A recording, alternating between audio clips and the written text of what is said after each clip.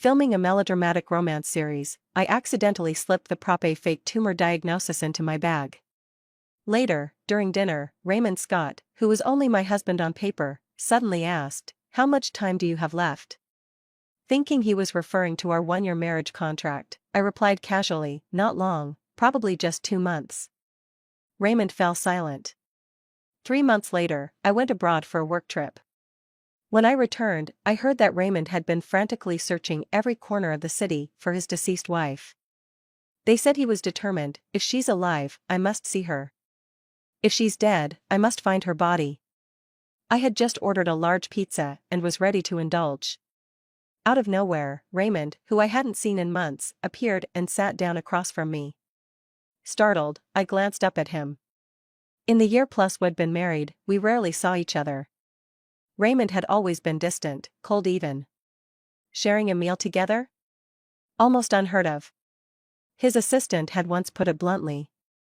"You're in a 2-year contract marriage. Don't overthink it. When the time's up, take the money and leave cleanly. Mr. Scott is way out of your league."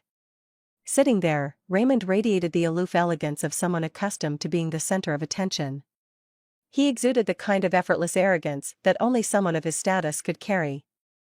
As someone who had worked tirelessly for a decade just to graze the hem of his world, I was acutely aware of the gap between us. I always stayed within my bounds. Beyond the money and resources I was owed, I never asked unnecessary questions or overstepped. Raymond seemed to have come straight from the office. Still in his tailored suit, he sat quietly across from me, watching me eat with his usual impassive gaze. After a long pause, he finally spoke, his voice calm yet deliberate. "How much time do you have left?" I glanced at him in confusion. Raymond was always busy. His time more valuable than gold. For him to step away from work just to ask how long our contract had left? It had to be because he couldn't stand the embarrassment of someone like me living under his roof. He probably wanted to make sure I'd leave on time without any trouble. I did a quick mental calculation and reassured him, "Not long, about 2 months. Don't worry, Mr. Scott. I'll leave before the deadline. You won't have to trouble yourself." But instead of responding, Raymond fell silent. When he finally spoke again, his voice carried a hint of something I couldn't quite place. "And in the time you have left, is there anything you wish for?" Since signing the marriage contract, I'd already gained more resources than I'd ever dreamed of. I shook my head and replied, "No, I don't have any wishes left." I couldn't tell if I imagined it, but for the briefest moment, I thought I saw Raymond's eyelashes tremble. Lately, Raymond has been acting strangely. In the past, I'd be lucky to see him once every few weeks. But now, he's been staying home every day.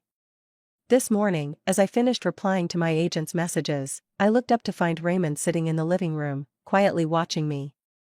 For a moment, I felt a chill run down my spine. Then, forcing a smile, I asked, "Mr. Scott, aren't you going to the office today?" Raymond shook his head and replied, "Work isn't important right now." His response caught me off guard. Then I remembered the news I'd received from my agent earlier that morning. Sophia had returned to the country. A quick glance at the wine bottles on the coffee table confirmed my suspicions. I'd been briefed about this situation by Raymond's assistant when we first signed our marriage contract. The only reason Raymond had agreed to the one-year arrangement was because I bore a striking resemblance about 70 to his first love. Her name was Sophia, and she had become a breakout star 2 years ago after a hit movie. Apparently, Raymond had invested a fortune in the film, only for Sophia to dump him as soon as she rose to fame and flee abroad. Marrying me was just a calculated move to spite her. I couldn't help but marvel at the absurdity of it all. This was the kind of petty love game only the rich could afford to play. People like me? We were just supporting characters in their stories. Since I'd just wrapped up filming a cliché melodrama about a domineering CEO chasing his estranged wife, I finally had some time to rest at home. While tidying up my room, I suddenly remembered the prop I'd accidentally taken from the set the tumor diagnosis report. I rummaged through my bag, turning it inside out, but couldn't find it. It must have been spotted by one of the maids and thrown out as trash. It wasn't a big deal, though. I'd just let the director know if they needed a replacement. Not wanting to disturb Raymond, who was likely reminiscing about his first love in the living room, I stayed in my room. There, I snacked on junk food while watching a comedy show. Mid-laugh, I accidentally choked on my water, triggering an uncontrollable coughing fit. Suddenly, there was a knock at my door, followed by Raymond's slightly anxious voice. "What's wrong? Are your symptoms getting worse? Does it hurt a lot?" Still coughing violently, I couldn't get a word out. Without waiting for a response, Raymond pushed the door open and came in. At that moment, I was coughing so hard that tears had pooled in my eyes, making me look genuinely miserable. The ever-composed Raymond immediately panicked, fumbling to call his assistant while glancing back at me. "Don't worry," he reassured me. "I'll have Jay take you to the hospital right away." Finally catching my breath, I looked at him in confusion and said, "Why would I need a hospital?" I couldn't understand why choking on water would warrant a hospital visit. Raymond froze for a second, his expression briefly blank. Then, as if some realization had dawned on him, he muttered softly, "True, there's no point anymore." His voice trailed off as he stood there, staring at me with a lost, almost defeated look. At this stage it's already too late. We stood face to face, the silence stretching uncomfortably. He remained rooted in place, unmoving, lost in thought. Glancing at the comedy show still playing on my tablet, I decided my precious vacation time was too valuable to waste on this strange interaction. Clearing my throat, I broke the awkward atmosphere. "Mr. Scott, if there's nothing else, I'd like to rest alone in my room." It was like he snapped out of a daze. His gaze fixed on me, his usual cold and aloof demeanor softened, revealing an emotion I'd rarely seen in him, an unmistakable sadness. When Raymond knocked on my door again, I couldn't help but sigh. Today, we'd seen more of each other than we had in the past several months combined. When I opened the door, the scent of alcohol was even stronger on him this time. His usually immaculate hair was uncharacteristically messy. "Do you have time tonight?" he asked, his tone surprisingly gentle. "I'd like you to come with me to a gathering with some friends. We've been married for so long, and none of my friends have met you yet." I looked at him, surprised. Over the past year of our marriage, I had always been clear about my position. At best, I was an unremarkable stand-in. Why would Raymond risk bringing me to meet his friends? Wasn't he worried I'd embarrass him? Or was it because Sophia had returned today? Perhaps he planned to humiliate me in front of his friends to catch her attention? I mulled it over for a moment before asking, "Will Miss Sophia be there tonight?" For a brief second, confusion flickered across Raymond's face. After a pause, he nodded. Understanding his intent, I patted his shoulder lightly. "I get it," I said. "I'd play along." Most of Raymond's friends were privileged heirs from powerful families. The cost of a single piece of clothing they wore could probably match my paycheck for an entire film. When Raymond and I walked in, all eyes immediately turned to us. The way they scrutinized me made it clear they weren't the easiest people to interact with. Raymond walked ahead of me, and when he suddenly stopped, I nearly bumped into his shoulder. Then I felt it, someone gently taking my hand. It was the first time in our marriage that Raymond had initiated any physical contact. His palm was cool to the touch, contrasting with his ever-expressionless face. For a moment, I found myself curious, what would someone like him, so composed and calculating, be like when consumed by emotions? We hadn't walked far when a sweet, melodic voice rang out behind us. "Sorry, everyone. I just got off the plane. Sorry for being late." It was Sophia. With her strikingly similar features and that effortlessly elegant white dress, she was stunning, utterly radiant. Standing next to her, my bright red dress felt garish, almost vulgar, like something plucked from the common streets. Understanding my role all too well, I quickly withdrew my hand from Raymond's grasp, eager to avoid giving Sophia the wrong impression that we were truly a couple. Raymond stiffened immediately, his body going rigid. I thought I heard him chuckle bitterly, his voice so faint it was almost swallowed by the noise around us. "Do you still hate me that much?" he murmured. Even though I had long known of Raymond's prestigious status, seeing him surrounded by a group of wealthy heirs, seated at the center of attention, still stirred a sense of awe in me. Having money truly commands power. I sensibly chose a corner seat, staying out of the spotlight. Not far away. Raymond casually responded to the idle questions tossed his way, but I caught him glancing in my direction. When I didn't sit beside him earlier, I noticed a fleeting moment of surprise in his expression. He opened his mouth as if to say something, but after a brief pause, he turned away without another word. Raymond, who was always unflappable in such settings, now had a noticeable shift in his demeanor.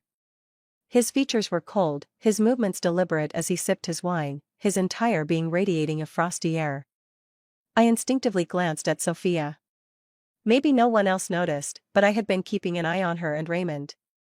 Moments ago, Sophia had deliberately ignored Raymond as she passed him, greeting everyone else in the room while pointedly overlooking him. The rumors about Raymond and Sophia I'd read online were evidently true. Mike, one of Raymond's closer friends, seized a quiet moment to nudge Raymond playfully on the shoulder. "So, still haven't cleared the air with her?" he teased. Raymond pressed his fingers to his temple in irritation. "Not yet." Mike chuckled, clearly enjoying the drama. "Hesitation doesn't suit you. Careful, someone might swoop in and steal your wife." Raymond shot him a cold glance, prompting Mike to raise his hands in mock surrender. "Right. Who'd dare try something like that? I was just joking." Before Raymond could respond, Mike glanced around curiously and asked, "Speaking of which, where's your wife? Haven't seen her all evening." Raymond's gaze followed, landing on my now empty seat. His brows furrowed slightly, the crease deepening as he realized I was nowhere to be seen. At that moment, I was hiding in the restroom. It wasn't that I didn't want to come out, it was just too awkward outside. Sophia and her best friend, Zoe, were touching up their makeup at the sink. They were deep in conversation, completely unaware that someone else was inside. "You're still giving Mr. Scott the cold shoulder?" Zoe asked, her tone curious. "It's surprising someone like Mr. Scott, so composed, yet so devoted to you. He even married someone who looks 70 like you. But honestly, she's nowhere near your level." Sophia let out a soft scoff, applying her lipstick with practiced precision. "Let him stew for a while longer. Whenever I'm in the mood, all I have to do is wave, and he'll come running." Still, Zoe warned, "You should be careful. You've been at odds with him for so long.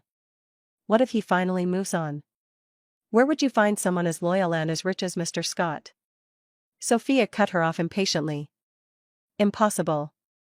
Who else could he fall for? That wife he married as a cheap knockoff of me?" The so-called cheap knockoff wife they were discussing was currently gripping the restroom door handle, frozen in silence. I was torn. Should I open the door or not? They'd been chatting for so long that my legs were starting to ache from standing still. But stepping out now would mean facing them head-on, which promised an unbearably awkward confrontation. After weighing my options, I decided to endure a little longer. I could ask Raymond for a bonus later surely. Enduring this level of humiliation for the sake of his beloved Sophia deserved some compensation. Not long after, a sudden knock on the restroom door startled all three of us. Raymond's voice came from the other side. "Excuse me, is anyone in there?" The three of us froze. Zoe, her eyes lighting up with envy, turned to Sophia. "Wow, Mr. Scott is already worried about you after just a few minutes apart. He's so attentive." Sophia, clearly pleased, raised an eyebrow smugly. "I told you, who else could he possibly care about besides me?" But then Raymond spoke again, his tone calm but distinctly concerned. "Excuse me, is my wife in there? She's been inside for a while, and I'm worried something might happen to her." The restroom fell silent for a moment. Then the door opened. And I reluctantly stepped out. I found myself face-to-face with Sophia, who stood frozen in place, clearly not expecting this. Forcing a laugh, I said awkwardly, "What a coincidence, you're here too." Neither of them responded. Sophia's face flushed red briefly before she turned on her heel and walked out briskly. As she passed Raymond, she intentionally bumped her shoulder hard against his. I followed behind her, stepping out of the restroom. Catching Raymond's eye, I exaggerated my expression, signaling him to chase after her. "She's clearly upset. What are you waiting for? Are you an idiot?" Raymond noticed my frantic gestures and frowned slightly, confused. "What's wrong? Has your condition worsened? I rolled my eyes internally. What condition? I'm young, healthy, and very much alive. Stop cursing me with illnesses, please. From behind Raymond, Mike's curious voice chimed in. Condition? What condition? Did an eyelid twitch suddenly count as a disease now? I hadn't realized Mike was standing there. I'd met him before, Raymond's childhood friend and frequent companion. At that moment, he leaned lazily against the wall, his posture relaxed and his gaze languid, exuding an air of casual charm. His reputation as a notorious playboy preceded him.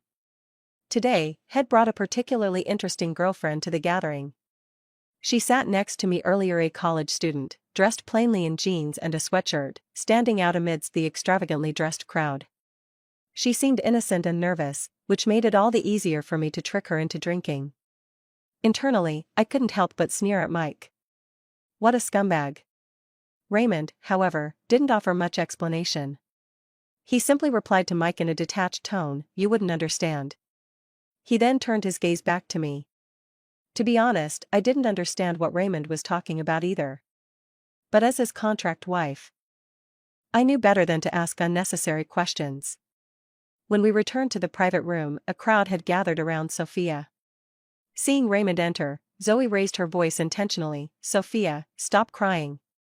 He's not worth it." The room fell silent. No one dared to respond.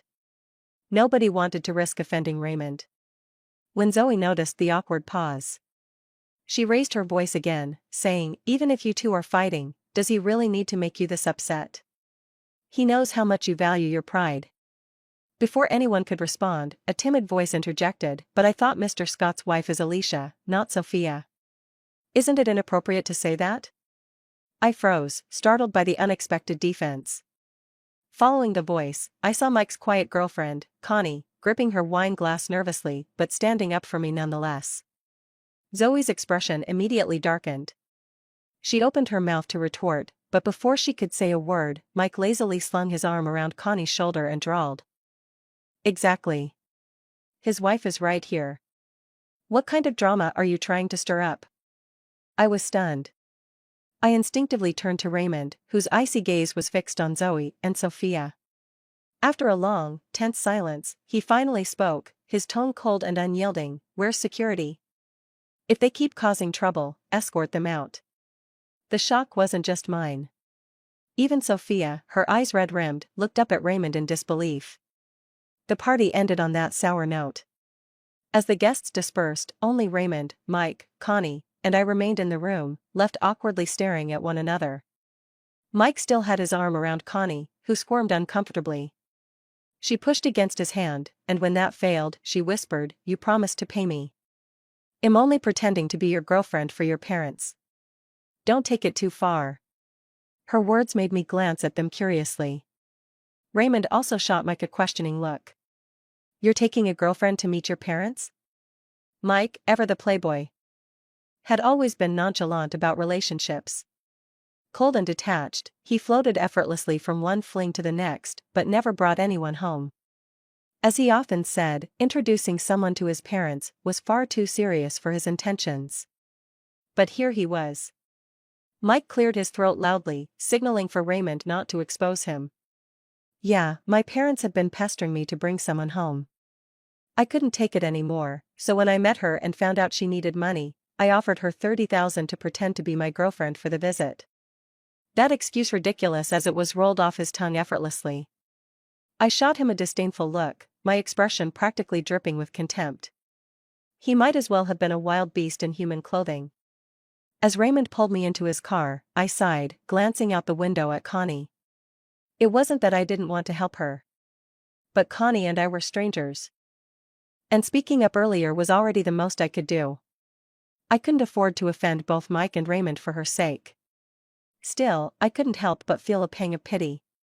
Such a kind, innocent girl deserved better than to be caught up in Mike's games.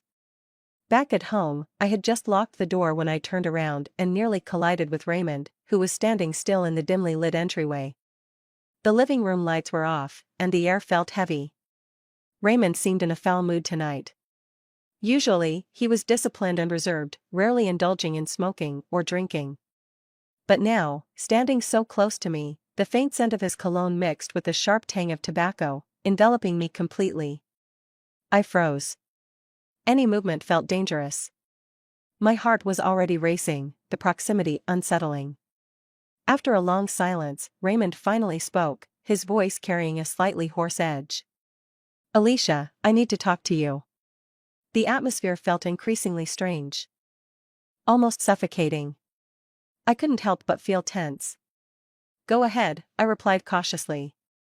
Then, as if suddenly remembering something, I added, "Oh, actually, I have something to tell you too." Before either of us could say another word, the sharp ring of a phone cut through the silence. Raymond hesitated for a moment before answering.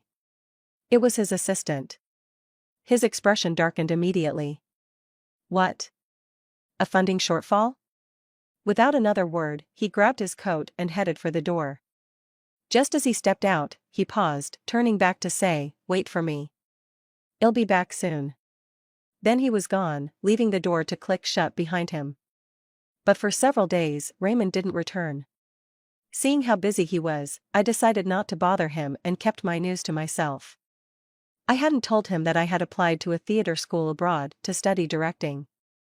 Acting still required more skill and refinement. So I'd taken a friend's advice and applied for a 3-month directing course at an overseas drama academy. As I boarded the plane, I'd already made up my mind, 3 months of study. By the time I returned, my contract with Raymond would be nearing its end. It would be perfect, he wouldn't have to see me, saving him from any further annoyance.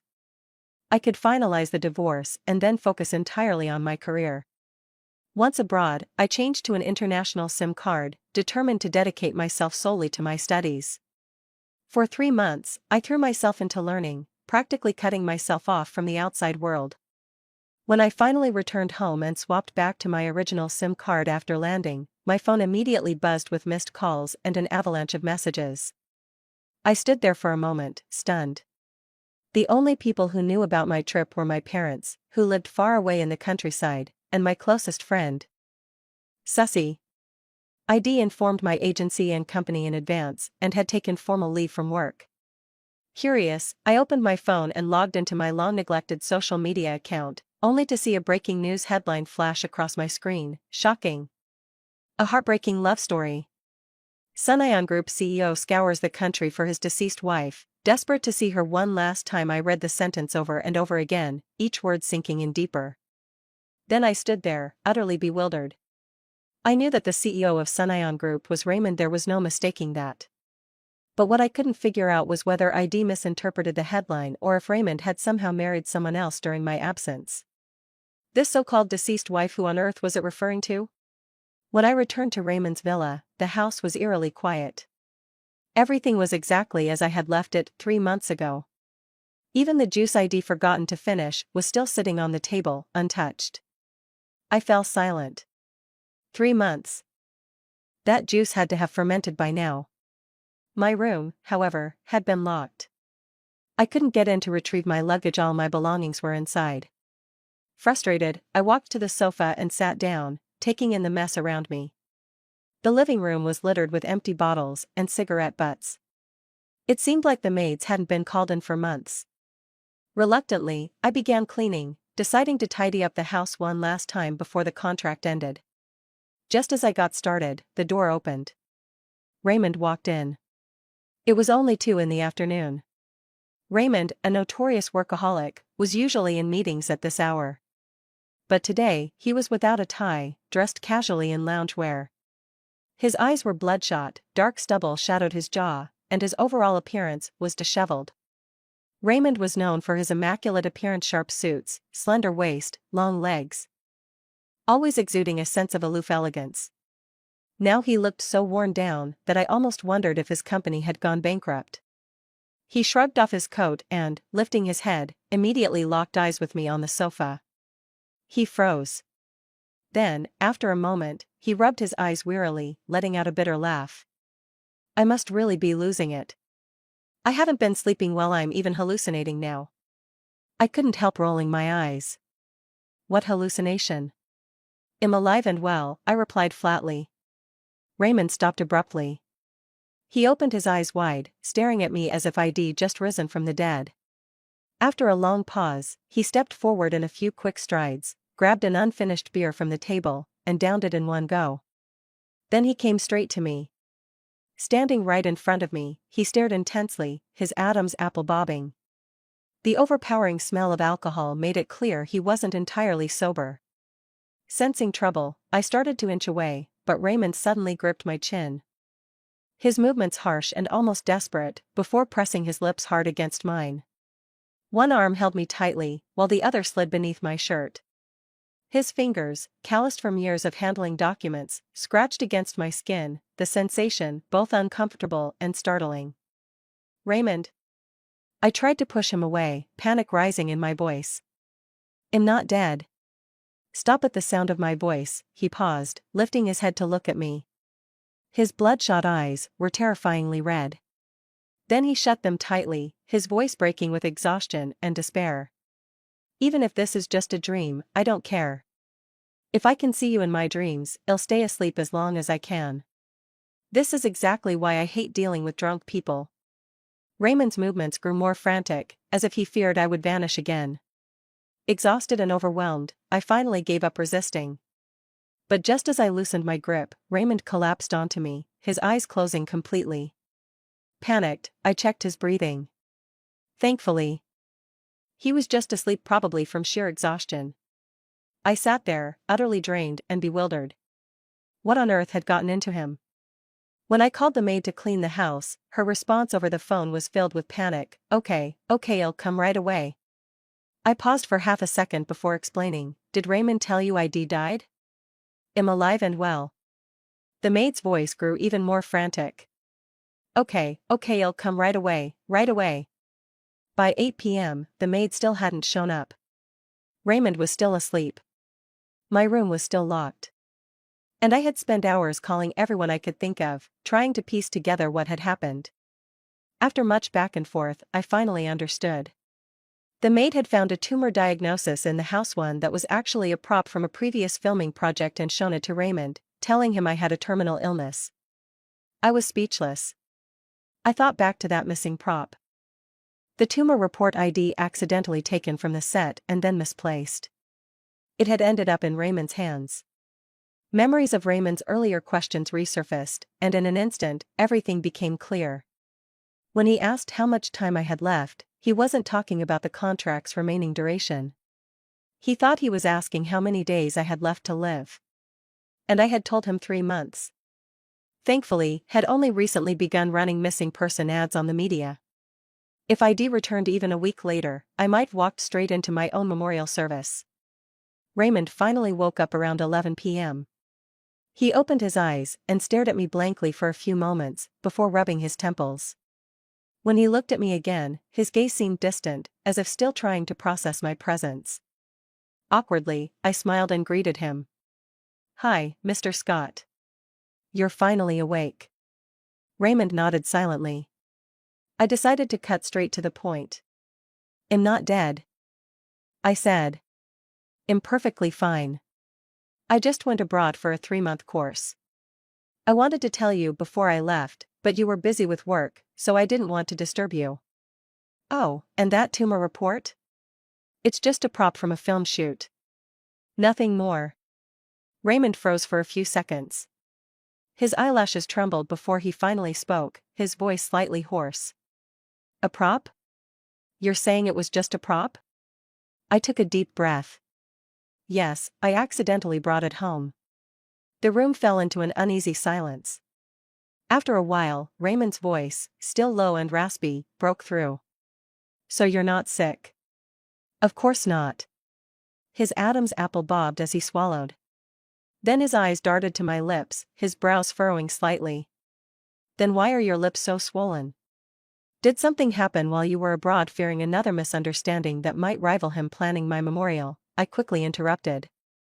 My lips are swollen because you kissed me last night. Don't you remember? Raymond froze again. The faint blush climbing up his cold, reserved features almost comical. He coughed twice, clearly flustered. I tend to lose control when I drink. My apologies. Lose control? I bit back my irritation, remembering the chaos from the night before. But now that the misunderstanding had been cleared, I decided to address the main reason for my return. By the way, I came back to finalize our divorce. Our 2-year marriage contract is up. Are you free tomorrow to sign the papers? Am not available, Raymond replied immediately. What about the day after tomorrow? Or the day after that? I'm busy those days too. Raymond looked at me, his tone firm. You know how hectic my work schedule is. I fell silent. Truthfully, I wasn't in a rush to finalize the divorce. The only reason I hurried back was because I thought Raymond wanted to expedite it. After all, didn't he still have Sophia to pursue? But as I replayed the misunderstanding in my head, a strange sense of unease crept in. I couldn't shake the feeling that Raymond had been showing me an intensity of emotion that felt off. Wasn't I just Sophia's stand-in? When we first got married, I'd be lying if I said I hadn't developed a soft spot for him.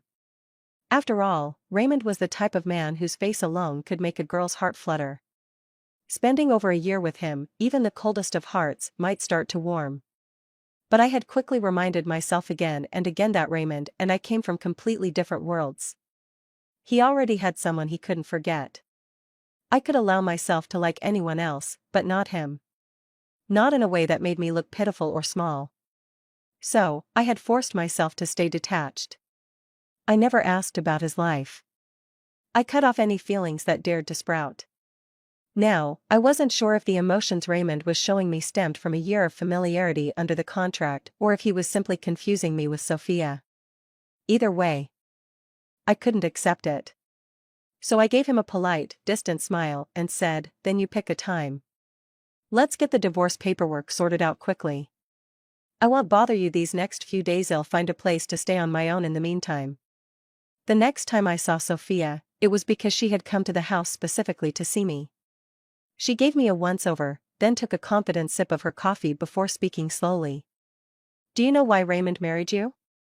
Calmly, I nodded and saved her the trouble of delivering her speech. "Of course. It's because I bear some resemblance to you. I'm just your stand-in." Sophia froze for a moment, clearly not expecting such a straightforward answer. Then she sneered. "If you already know that, why are you still hanging around him and getting in my way? You must realize that if I so much as softened my stance, Raymond would come running back to me." "I know," I replied honestly. "That's why we're getting divorced in the next few days." Sophia hadn't expected me to be this accommodating. Her lips parted, but she quickly closed them again, seemingly at a loss for what to say next. After a moment, she scoffed. "Good. Just make sure you don't cling to him after this." She turned to leave, clearly satisfied with her victory. But as she opened the door, she came face-to-face with Raymond, who had just arrived and, judging by his expression, had been listening for some time. The situation instantly became awkward. Sophia's eyes reddened, and in a half-coquettish tone, she said, "Ray, I know I was wrong. I shouldn't have left for abroad.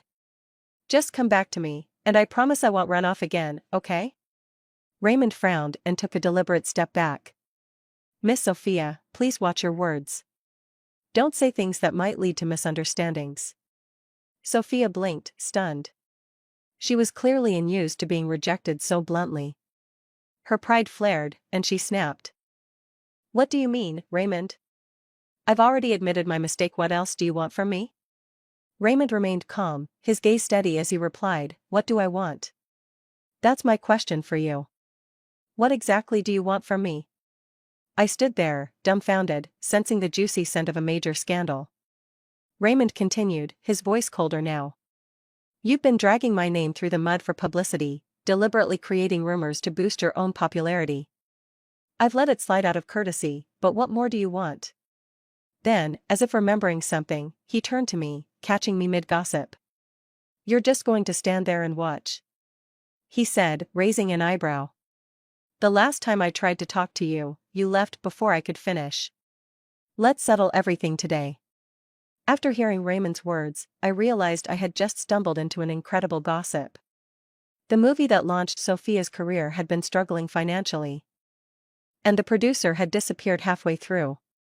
The director asked Sophia to attend a gathering to secure some sponsorships. Though the official story was that she was seeking sponsorship, the reality was much darker. It was an attempt at exploitation. At that dinner, she happened to run into Raymond, who saw her being harassed by a vulgar, nouveau riche man. He intervened, and in the process, ended up funding the entire movie. Raymond had always been someone who valued discipline and a clean image, not like other rich playboys surrounded by women. So when this incident occurred, rumors started swirling, claiming Sophia was Raymond's unrequited first love. Given Raymond's high status, many people tried to ingratiate themselves with Sophia in hopes of getting closer to him. Sophia, feeding her vanity, chose not to clarify the rumors, letting them spread unchecked. Over time, even she began to believe the gossip. If Raymond didn't like her, why would he invest so much money into a film with such a terrible reputation? If Raymond didn't care, why would he let these rumors run rampant without stepping in to clarify? But Raymond wasn't going to give Sophia any more leeway this time. His voice turned colder as he looked at her. Do you know why I've never bothered to confront you about those things? Normally, any celebrity who crossed Raymond would have disappeared from the public eye, but Sophia kept growing in popularity. Sophia, you should be thankful for your face. I stared at him, wide-eyed. So, we were both just substitutes? Raymond chuckled softly at my surprised expression and ruffled my hair. Do you remember the first time we met? On the plane? Of course, I remembered. It was something I had thought about for a long time after learning about Raymond's background. Our first encounter had been on the plane, right after Raymond returned from studying abroad. I was the type to strike up conversations easily. Just like with Connie. It wasn't hard to make her drink with me when I was bored. I had no shame. Back then, I noticed how handsome Raymond was, so I decided to talk to him. I told him I was a rising star, though still relatively unknown. Raymond, reading a financial newspaper, replied with a brief, I then pointed to a skyscraper outside the window and casually said, "That's my father's company." Raymond glanced at me, slightly surprised, before pointing to the even taller building beside it. Funny. That building next to it is also my father's company. I secretly laughed. He was clearly making things up on the spot, but his lie was even bolder than mine. Everyone knew the tallest building in the city belonged to Sunayon Group. Was he really the son of the chairman of Sunayon? Later, when we got off the plane, I realized Raymond truly was the son of the chairman of Sunayon Group. When we got to the entrance, his driver had already arrived. Raymond turned to me and asked, "I'll give you a ride. I'm headed to meet my father's friend, Daniel. You must be Daniel's daughter, right?" I nervously declined, but Raymond smiled faintly. That perfect face, capable of making every girl's heart race, immediately shattered my composure. Daniel has done a lot for my father. It's no trouble. I'll take you. Before I knew it, I said, "All right, let's go." But as we reached the company gates, I suddenly refused to get out of the car. I told him I was hungry. I led Raymond to a nearby food stand for a hot dog, then dragged him to a fast food restaurant for fried chicken.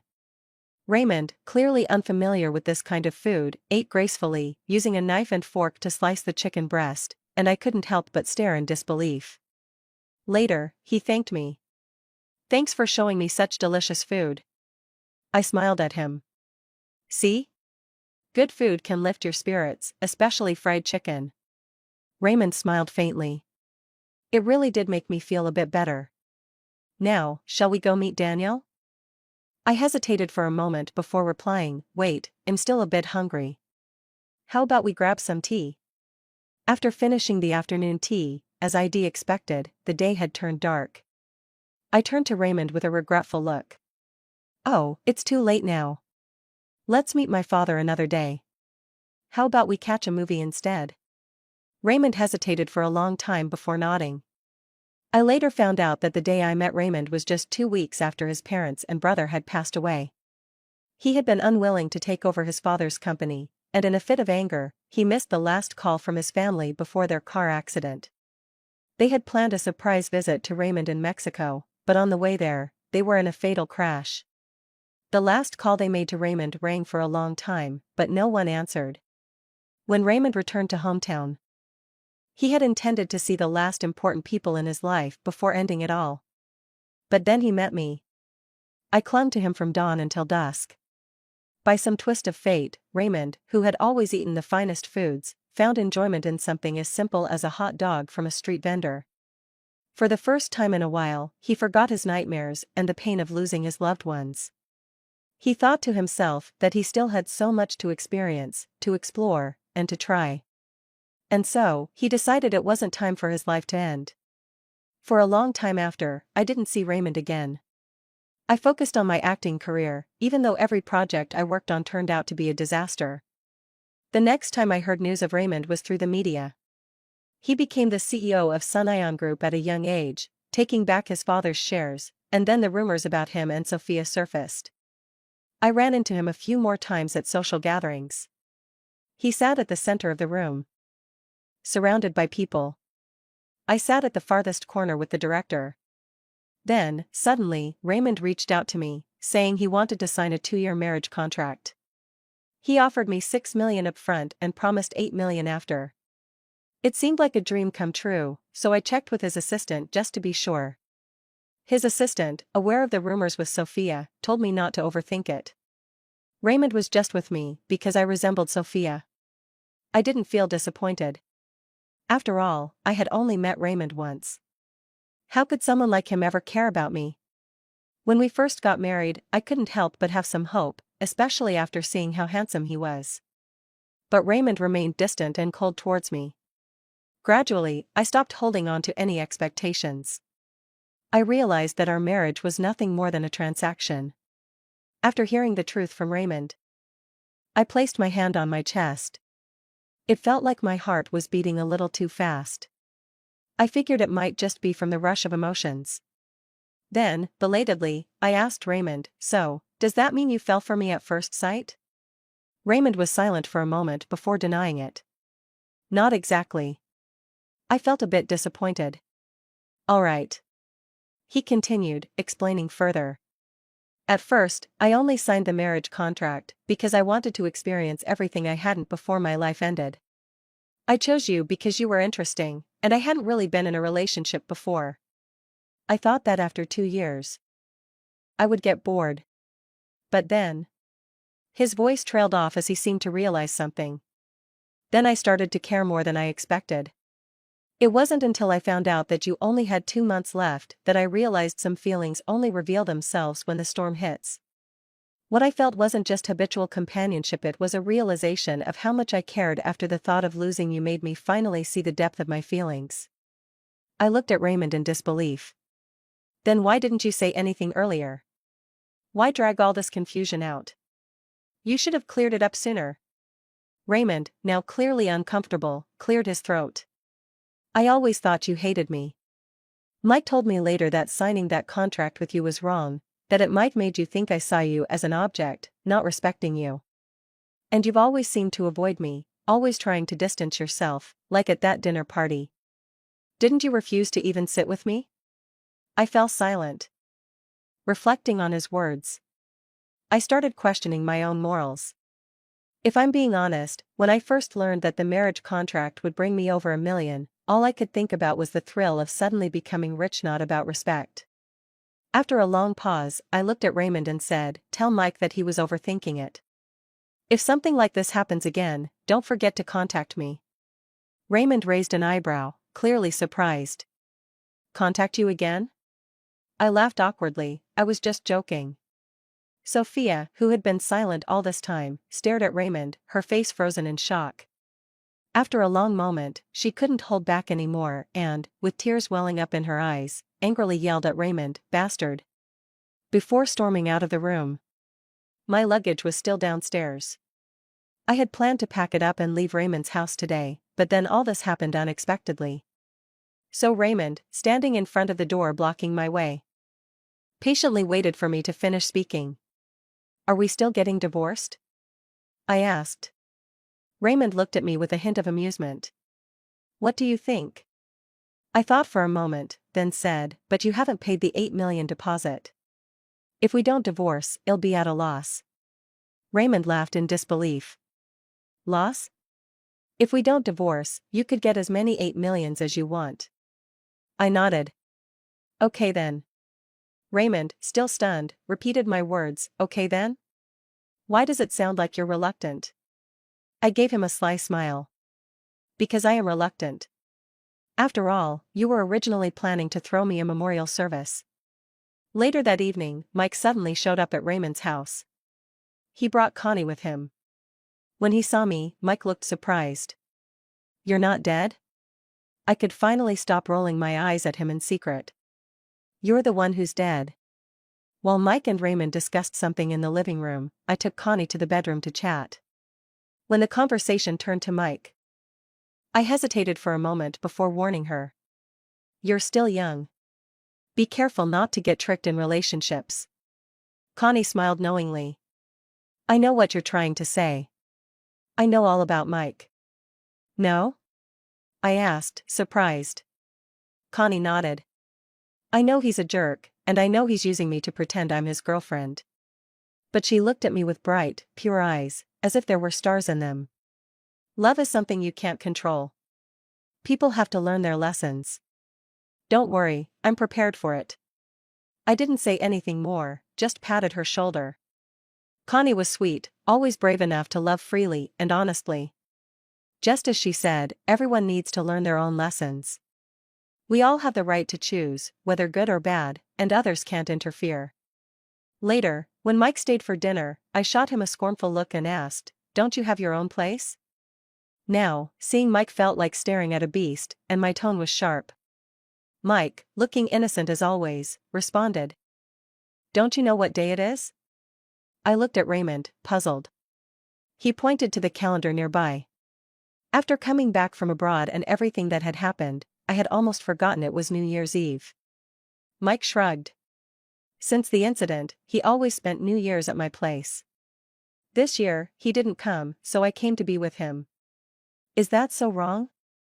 I stood in front of Raymond, huffing coldly at Mike. You don't have to bother. I'll spend it with him.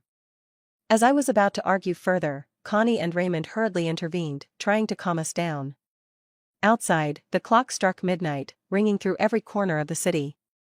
Whether it was the four of us, arguing at the table, or Sophia, crying downstairs, or anyone else caught in the struggles of life at that moment, we all paused and looked up at the sky. People were hugging, receiving blessings. It was as if the world had pressed the pause button. Even if the path ahead is unclear, even if we've made mistakes. Look down. The road ahead stretches out from above, directly beneath our feet. Life is full of color, and after the fog clears, there will always be a grand path leading to the sky. The end.